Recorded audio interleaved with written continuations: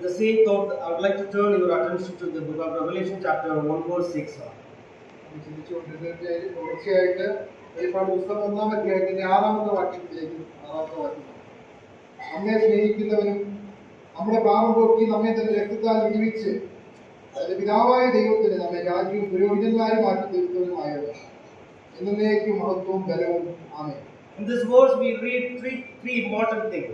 3 പ്രധാനപ്പെട്ട കാര്യങ്ങളാണ് ഈ വാക്യത്തിൽ നമുക്ക് കാണുവാനായിട്ട് സാധിക്കുന്നത്. As Anil showed about the value of our earth in front of God. What's our value? ദൈവമുമ്പാകെ നമ്മൾ എത്ര വിലപ്പെട്ടവരാണ് എന്നിപ്പോൾ നാം കേട്ടുകൊണ്ടിരിക്കുകയായിരുന്നല്ലോ. And in the same passage we read, God said that He has loved us. ഇവിടെ നാം വായിച്ച വാക്യത്തിൽ നാം വായിക്കും ദൈവം നമ്മെ സ്നേഹിച്ചു. That's the first thing. God loved us. ദൈവം നമ്മെ സ്നേഹിച്ചു എന്നുള്ളതാണ് ഒന്നാമത്തെ കാര്യം. And second thing, that He has washed us. രണ്ടാമത് നമ്മെ കഴുകി എന്ന് നാം വായിക്കും. He has washed us from our sin. നമ്മുടെ പാപത്തിൽ നമ്മെ കഴുകി ശുദ്ധീകരിച്ചു. We were the people who are dead in sins and trespasses. നാം അതിക്രമങ്ങളും പാപങ്ങളും മരിച്ചവരായിരുന്നു. But there is God redeemed us from the eternal hellfire. എന്നാൽ നിത്യമായ നരകത്തിൽ നിന്ന് ദൈവം നമ്മെ വിടുവിച്ചു. And what is our value?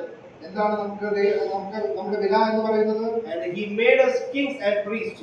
നമ്മെ രാജകീയ പുരോഹിത വർഗമാക്കി നമ്മെ തീർത്തിരിക്കുകയാണ്. Believers are all the people who have believed in Jesus Christ are made us kings and priests.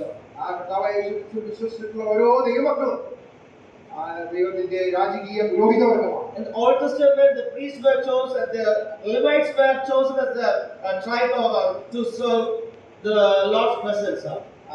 പഴയ നിയമകാലത്ത് ലേവ്യ ഗോത്രത്തെയാണ് പുരോഹിത ശുശ്രൂഷയ്ക്കായിട്ട് തെരഞ്ഞെടുത്തത്. And Judah for the king's rulership. അതുപോലെ രാജാക്കന്മാരായിട്ട് യൂദ ഗോത്രത്തെയാണ് തെരഞ്ഞെടുത്തത്. But in the New Testament, we all are being part of God's kingdom to rule as king as well as priest, that we can enter into God's presence.